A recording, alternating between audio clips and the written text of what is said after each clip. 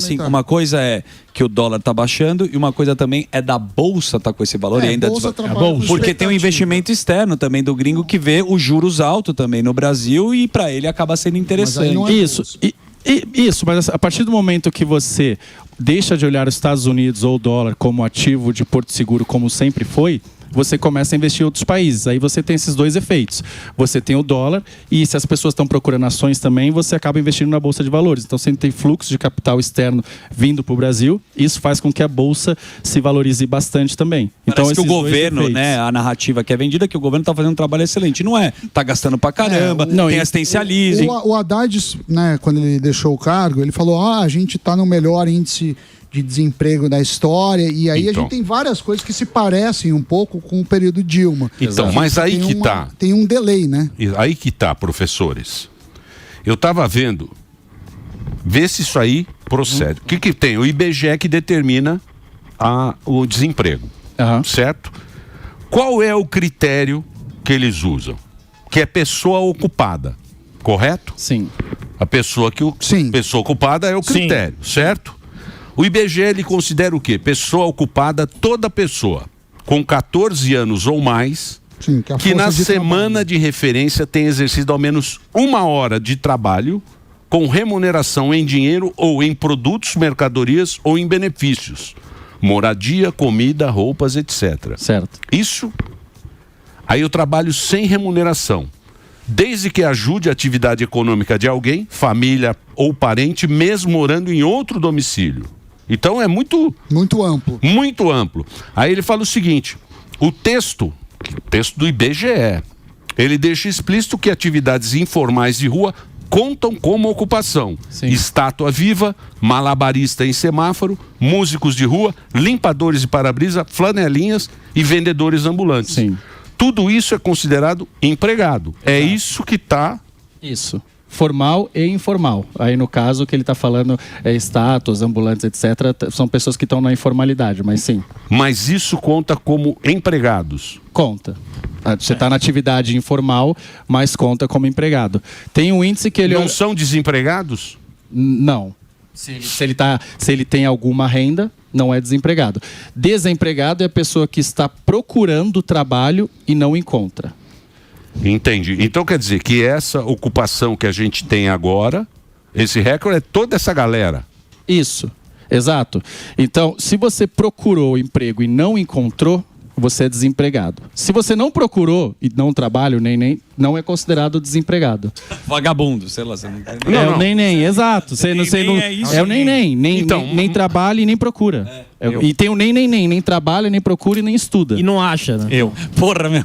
Exato. Então é amplo isso, né? É bastante amplo. Daí o que muita gente diz é que conforme você acaba dando os benefícios sociais muito grandes, as pessoas param de procurar trabalho e etc, né?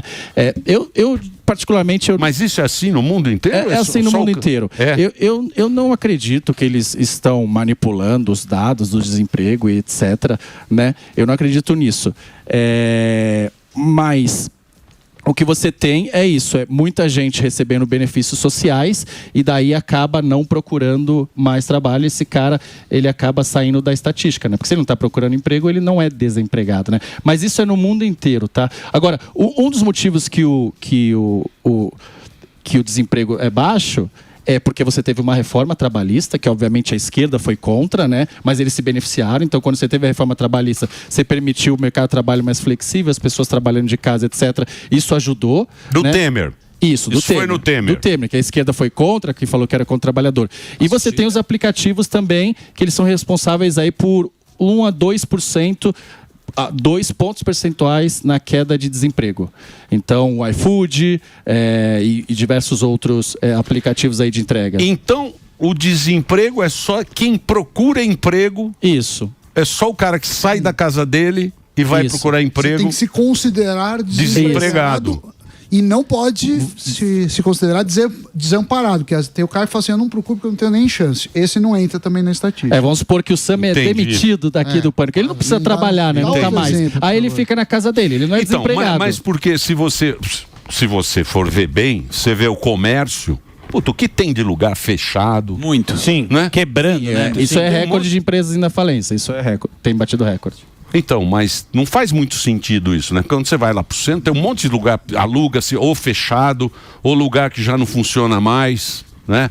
A economia não é um negócio que tá bombando, né? Porque você tem, e a gente não vê. Você tem outras variáveis de ajuste, né? Às vezes o desemprego ele não tá alto, só que as pessoas elas não conseguem ter aumento de salário, porque como você tem muita oferta ali de mão de obra, as pessoas pode ver que a renda do brasileiro ela tá estável há muito tempo, né? Não tem tantos ganhos assim, né? A renda per capita aí brasileira, né? A gente é isso, você falou. Há 20 anos a gente tinha 60% da produtividade de um americano. Hoje a gente tem menos ainda, tem 40%. Então a gente está ficando mais pobre relativamente em comparação aos países ricos. Os outros porque você fala assim, o Brasil melhorou mais. algumas coisas. Óbvio que o Brasil melhorou. Mas vários outros países melhoraram muito mais. E a gente ficou Por exemplo, países que melhoraram mais que a gente? Bom, Coreia do Sul muito. Coreia do Sul muito. A Polônia é um bom exemplo de um país que era mais pobre do que o Brasil e agora é muito mais rico. O Chile tem cada vez ficado mais rico do que o Brasil. A própria Argentina, nos últimos 3 anos, tem feito as coisas que o Brasil não tem feito. Então, os Estados Unidos, como eu falei, como exemplo, eles já eram mais ricos e continuam cada vez mais ricos. É só você olhar lá, bolsa de valores deles e comparar com a nossa. Não tem nem comparação. Você investir no índice, no S&P 500 e investir no Brasil. E tem outra coisa que é assistencialismo, que o Brasil adora fazer. Exemplo. Mas o Trump diz que vai dar dinheiro. Mas lá, é de outra forma. O Trump vai dar dinheiro lá. Eu tô com vai dar dinheiro para ganhar voto. É assim. Sim. Mas é comprar voto. Sim, mas aí você queria pode ajudar. O que acontece nos Estados Unidos, que é dar os $1.000 para quem nasce agora, que ele quer realmente se reeleger, eu acho que é com a iniciativa privada. Do mesmo jeito, ele está querendo se reeleger e fazendo assistencialismo. Não acho que é a forma certa. Aqui no Brasil tem o Vale Gás. Vai vir agora. Dá para a gente ficar distribuindo benefício, né, para a população? Explica para a gente assistencialismo. Se você for ver o que o Brasil tem feito em termos de políticas públicas, é isso, cada vez mais aumentando o assistencialismo. Então, você tinha esse pé de meia, que eu concordo, tá? Eu tenho um projeto de lei aqui em São Paulo parecido. Só que esse pé de meia, ele era o Bolsa Escola lá que o Fernando Henrique tinha feito. Então, você tinha Vale Gás, você tinha o pé de meia. Aí eles falaram assim, vamos juntar todos em um programa só, Bolsa Família. Que aí a gente dá o dinheiro para o Fome Zero. Isso, juntou Fome Zero com Vale Gás, com o Bolsa Escola. E falou, ao invés da gente ficar dando para isso, para aquilo, vamos fazer um programa liberal. É um programa liberal, o Bolsa Família, em que a gente dá o dinheiro para a família e ela escolhe aonde ela vai gastar, aonde ela achar melhor, porque vai ser mais fácil e tal.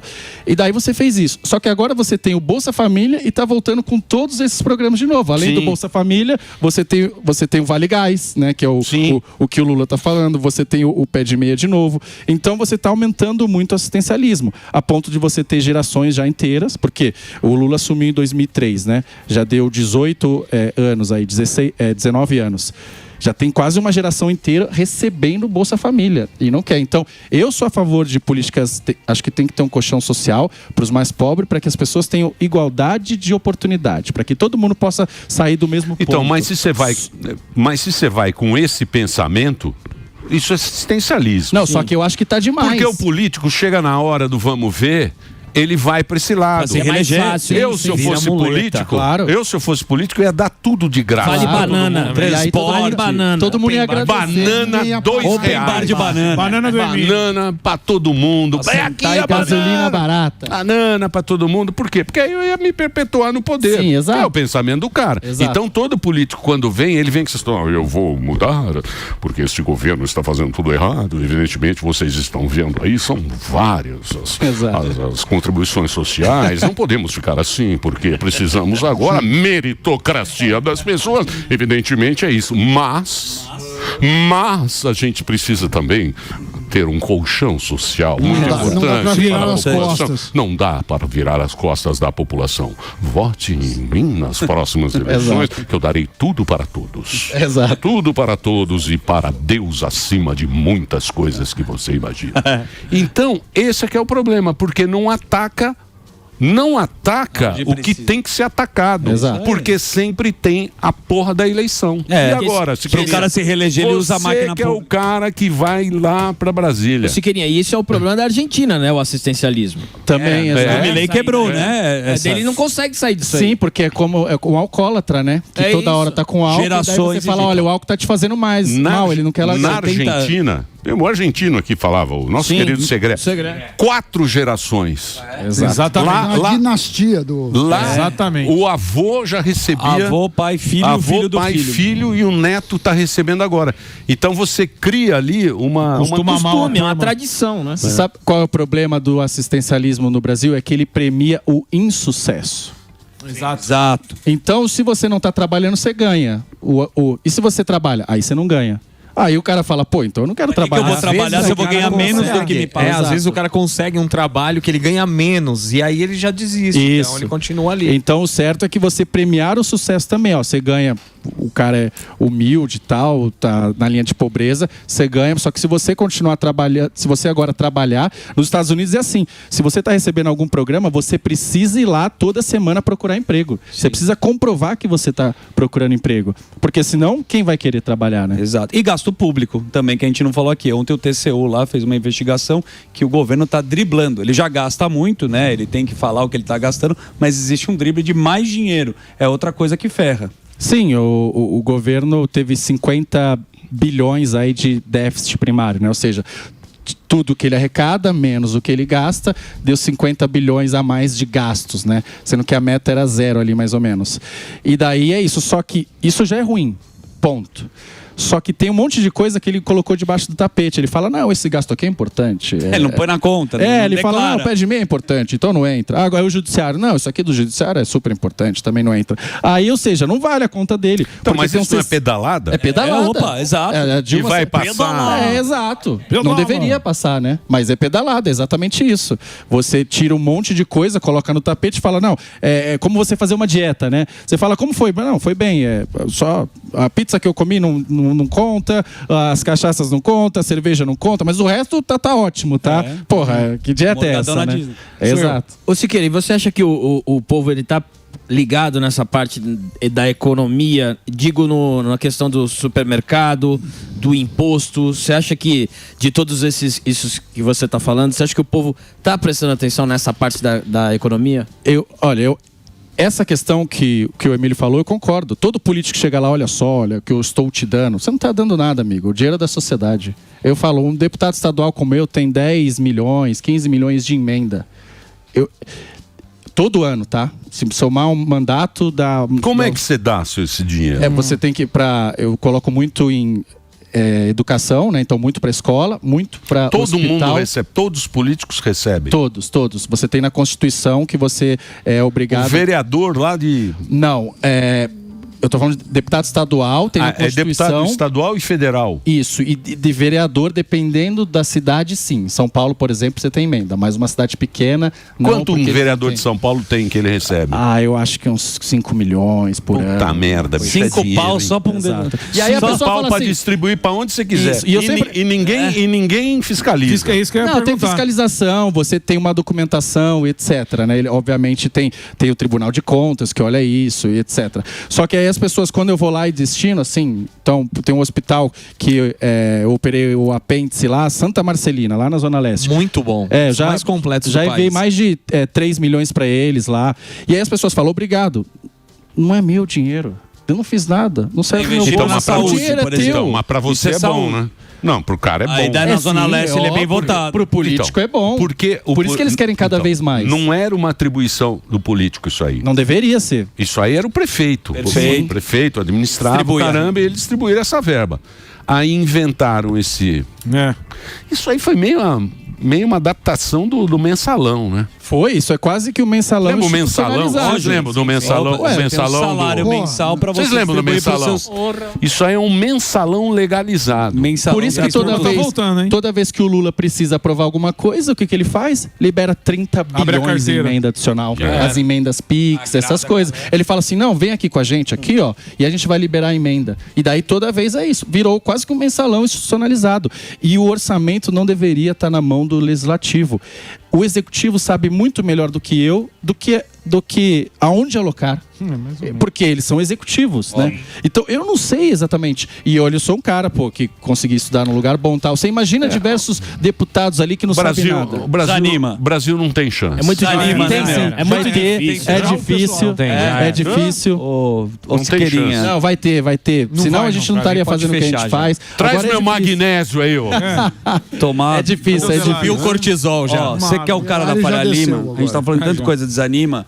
Que o Banco Master, que também fez uma bela análise, você acha que vai ter outros bancos grandes da Faria Lima que vão rodar também com essa história e vão pegar o cara? Ele vai ser preso no final ou não? Vai ficar com a tornozeleira? A sua análise. Primeira coisa que a gente... Acho que o FGC funcionou muito bem, porque quebrou um banco e não teve risco nenhum de corrida bancária, etc. Todo mundo ficou tranquilo. Então, o FGC funcionou bem. A instituição, as pessoas lá, 41 bilhões lá, que acho que era a conta do FGC. Então, funcionou. Banco Central também, já critiquei o Galípolo algumas vezes, mas também foi bastante independente. Agora, o que o Master fez é... O que é um banco, para as pessoas verem? O banco é uma instituição que capta o dinheiro dos poupadores, certo, e empresta para os tomadores. Então o Sami, por exemplo, ele tem muito dinheiro lá, ele guarda tudo no banco. Certo. Aí a gente aqui chega assim, preciso de dinheiro. Isso, a gente pega um empréstimo. Isso, aí ele vai lá, eu tenho um dinheiro aqui de vários Samis, e aí ele empresta para fundos. Isso, e aí ele pega o dinheiro que está na poupança lá e empresta para as pessoas. Então ele capta no curto prazo e empresta para as pessoas no longo prazo. E para isso ele cobra um spread ali, né? Então ele fala, intermediário. Isso, ele fala, olha, Sam, eu te pago 100% do CDI e aí eu vou te emprestar, Zuzu, aí a 200% do CDI, alguma coisa, para cobrir os custos dele. É muito mais caro você pegar o empréstimo do que você rentabilizar o seu dinheiro. Exato. Tem um ponto que falaram do FGC, que é o seguinte. Fala assim, olha, o FGC funcionou bem, as pessoas não ficaram desamparadas, mas se não tivesse FGC, as pessoas seriam muito mais cuidadosas ao tomar risco. Porque hoje o cara fala assim, Banco Master tá pagando 120% de CDI. Você fala, eu vou, porque se der problema, eu ponho 250 pau, volta. Tem o FGC. Então, que isso tem um certo risco moral das pessoas aumentarem muito a imprudência, porque sabe que alguém paga. Então, você acha que deveria mudar o FGC? Isso, tem um trade-off mesmo, assim, tem uma escolha. O que acontece? O FGC foi feito pra gente... Sempre o capitalismo, para as pessoas, para as empresas oferecerem um produto a um preço baixo, tem que ter competição. Porque se não tiver competição, ele é um monopolista na coisa, então ele vai cobrar o preço que ele quiser. Então pensa numa empresa, uma varejista que vende televisão. Por que ele vai vender a televisão a um preço barato? Não é porque ele é bonzinho, porque ele gosta de você. É porque ele sabe que se ele não vender o preço barato, o concorrente dele vai vender mais barato, então ele vai perder você. Por isso que ele vai te tratar bem, etc. O capitalismo funciona assim, onde tem competição. Quando não tem competição, se ele é monopolista, ele pode cobrar o preço que ele quiser. Os bancos é a mesma coisa. No Brasil você tem 4, 5 bancos grandes e aí parte do que os juros é altos é pela falta de competitividade dos bancos. Então, o que acontece? Você precisa de mais bancos vindo. Só que os bancos, como eu falei, eles emprestam dinheiro para as pessoas, só que ele não tem dinheiro, então ele capta dinheiro com as pessoas. Só que um banco pequeno, o custo de captação dele é muito mais alto, né? Por quê? Perfeito. Porque ele tem muito mais risco do que um banco grande, por exemplo. Aí o que o FGC fez? O FGC veio e falou, olha, não, então vocês, é uma reunião dos bancos. Isso. E o FGC são todos os bancos que vão pagar pela uma espécie de fundo garantido. Um seguro, mas né? O problema é que o banco grande, ele acaba pagando pelo menor. É, lógico. E aí ele fala assim, não tem incentivo para o menor ser prudente. Então... Isso, aí quando você tem um FGC muito grande, você acaba incentivando a imprudência das pessoas. Então, por exemplo, teve a emenda master de um deputado que ele queria aumentar o limite do FGC de 250 mil para 1 milhão. Ô, louco. Aí exato. Você fica entrando em pirâmide. Por isso que chama emenda master, que é beneficiar o master diretamente. Mas eu acho que tem na minha cabeça, por mais que você tivesse algum seguro, precisaria ter uma perda para a pessoa que fez o investimento. sem tomar o risco. Cuidado. Para ter alguma penalização, senão não tem. Senão vira um risco moral. Fica um risco moral. Mas a provocação maior, se queria ser que era Faria Lima, é que os bancos grandes também deveriam, né, saber quais produtos eles estão distribuindo. Exato, né? exato. Eles também, esses bancos consolidados que têm mais nome, distribuíram Master. Exato. Por que eles distribuíram Master? Teve bancos que distribuíram e sem fazer, obviamente, propaganda nenhuma, tal, mas o Itaú, por exemplo, não distribuiu porque ele falou que não passou no crivo deles. Então precisa ter uma curadoria. Exato. Mas o cara sabia já dessa... Todo mundo desconfiava na Faria Lima, né? A conversa era o Itaú antiga, fez a pesquisa lá deles, falou, não, isso aqui é muito arriscado, a gente não vai oferecer para os nossos clientes. Então, quem é do Itaú não estava lá recebendo o FGC. Você sabe que o Samidana me mandou... O quê? É uma dica para vocês, que é um banco que pode quebrar. Eu não sei se eu posso. Não, eu vou mostrar. Vou mostrar. Não, melhor não, porque tá prestes a quebrar esse banco. Prestes a quebrar. Me dá imagens, por favor. Olha, é o meu banco. Tomem muito cuidado. Tem mais um banco. Tem mais um banco aí que tem. Então, eu tô sentado também aqui, ó. O Orlando Bank do Morgado. Esse banco aqui também vai quebrar. Você viu a cascata de banco que quebrou com o Master, né? A gente falou de algumas fintechs aqui, já tem outra também que pode. Teve Fictor, a Will. E a Fictor. Não, o Will Bank era do grupo, mas essa daí era uma que tentou não tem FGC. Não tem? Não, e essa daí, a Fictor tentou comprar o Banco Master. Exato. E hoje, como eu falei, eu não sei se você chegou a ouvir, que foi preso o cara do Rio Previdência, que botou quase $1 bi do dinheiro. Então, precisa ver também, porque uma coisa a gente tá falando de pessoas físicas, que é o FGC. Mas não tem um Banco de Brasília lá também? BRB, tem que ver... Porque uma coisa assim, o Emílio foi lá e comprou do Master. Você não é um especialista em risco. Mas quando a gente está falando em fundos de previdência institucionais, eles têm áreas de risco. Precisa ver quem investiu se não tinha rolo. O grosso da grana era fundo de trabalhador. Exato. Não era? Exato. É sempre na tarraqueta, né? O cara juntou a graninha trabalhando, colocou. Exato, e aí tomou ali. E o que será que vai dar, hein? Será que vai chegar igual Lava Jax? Um foi preso Quando hoje. Chegar num... Mas não é o chegar na alto da pirâmide. Chegar aqui, agora mexeu com a democracia. Tanto é que não teve nenhum banco da Lava Jato, não teve nenhum banco que tomou na Lava Jato. Nenhum banco. Assim, é possível que nenhum banco tenha culpa?